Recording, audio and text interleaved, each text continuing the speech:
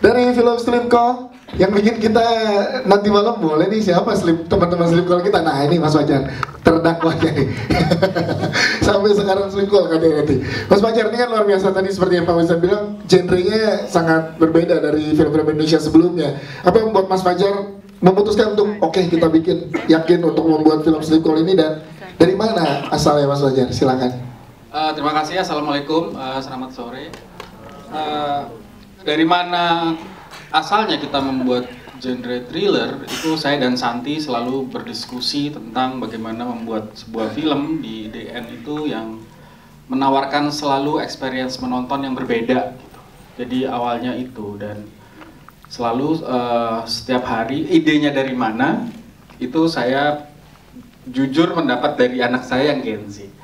Karena jelas saya tidak pernah mengalami Slipcall ini gitu, karena dulu waktu muda ya pulsa terbatas dan sebagainya gitu.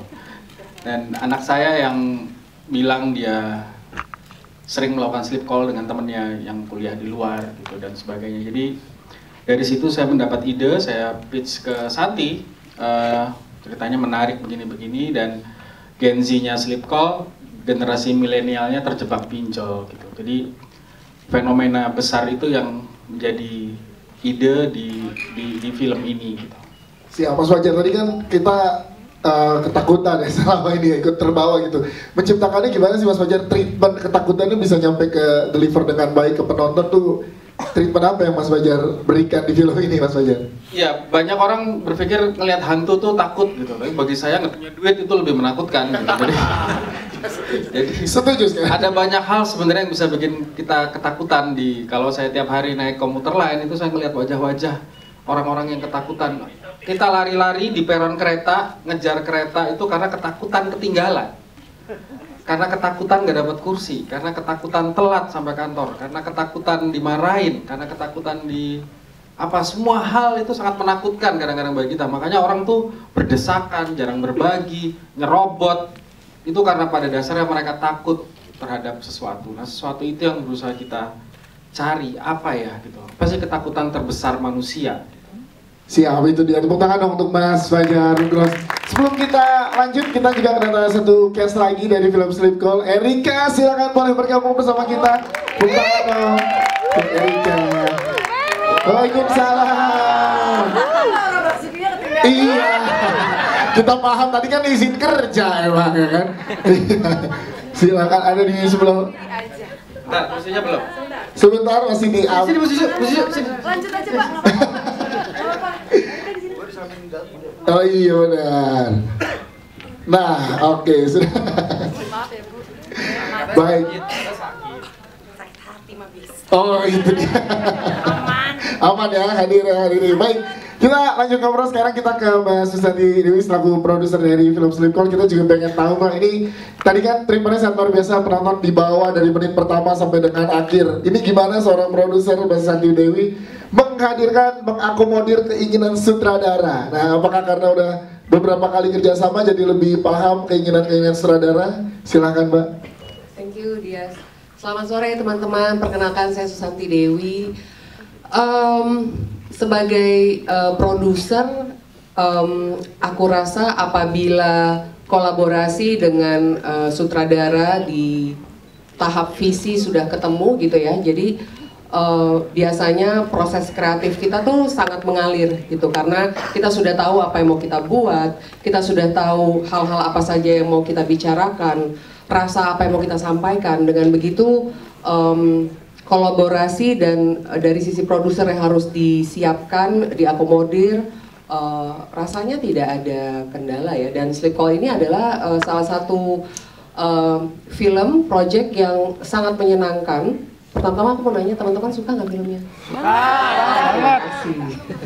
Terima kasih. Jadi ya itu sih Dias, karena IDN Pictures, aku, Fajar, Winston, kita dari hari pertama memang kita sepakat untuk membuat produk film yang akan selalu resonate terhadap generasi sekarangnya, generasi mudanya. Jadi dalam proses riset itu kita benar-benar membicarakan baik antara aku sama Mas Fajar, sama Monji, sama Sofi, sama tim kreatif IDN, kita ngobrol karena tim kami rata-rata Gen Z. Apa sih kegelisahan kalian?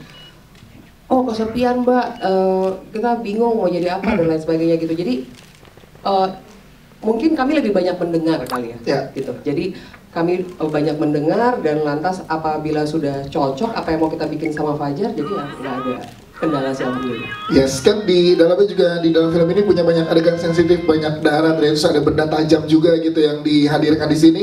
Gimana memastikan pekerjaannya dapat menciptakan rasa aman bukan hanya pemain tapi juga teman-teman kru yang bekerja juga, Mbak? Silakan.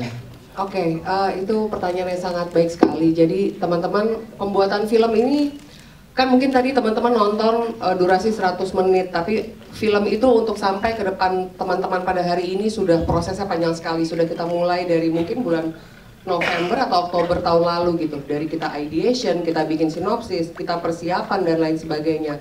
Nah, di proses itu kita akan melihat hal-hal apa saja yang membutuhkan perhatian lebih dari perhatian produksi pada standarnya gitu. Kami sadar betul pada saat kami membuat film Sleep Call, hal-hal yang ingin kami bicarakan itu memang beberapa hal sensitif gitu.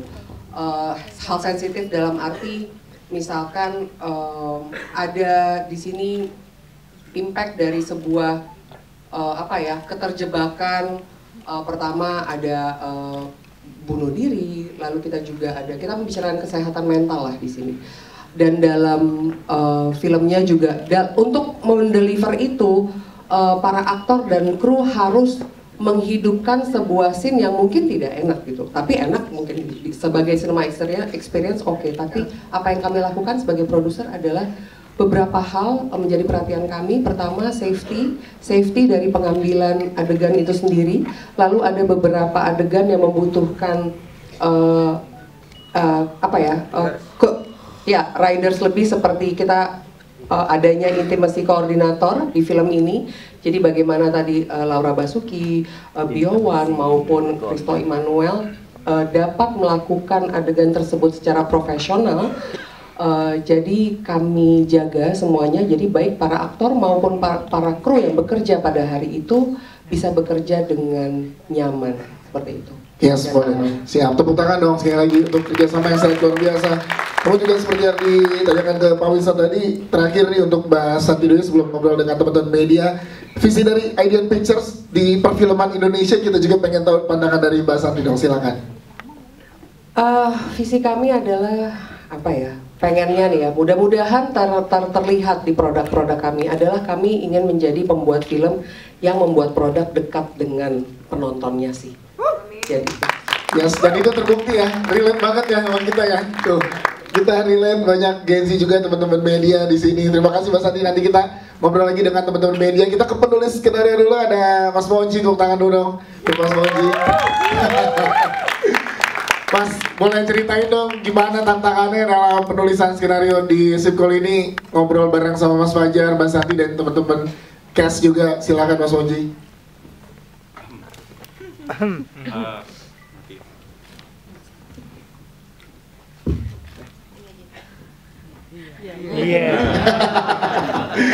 Selamat sore, terima kasih atas kedatangannya semua teman-teman media.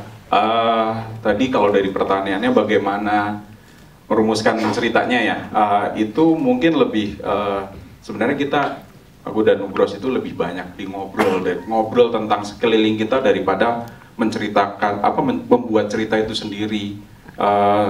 Karena yang menjadi DNA dari cerita ini kan soal kesepian, dan bagaimana ketika orang kesepian punya harapan, dan harapan itu menjadi sesuatu yang mungkin dikejar atau sesuatu yang mengerikan.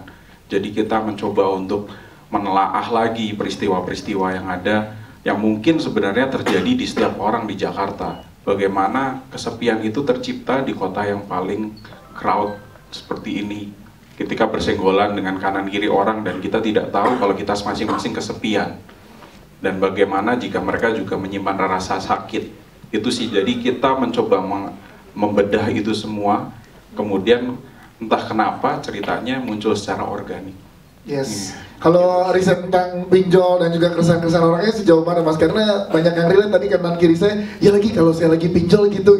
Kalau lagi ditagih gitu. Sebenarnya malah ketika untuk irisan-irisan cerita yang lain soal pinjol, soal kesehatan mental, one call away dengan orang-orang tersebut. Terlalu banyak orang yang mengalami kesulitan di pinjol, kesehatan mental gitu. Jadi mungkin terlalu banyak sekali materi-materi yang kita bisa ambil dan kita mencoba untuk memilih apa yang terbaik gitu. Jadi teman sendiri yang terkena pinjol atau juga ada teman yang pernah menjadi ex karyawan pinjol dan sebagainya gitu. Gitu sih kurang lebih. Siap, tepuk tangan untuk Mas Wagi sebagai presenter. Terima kasih Mas.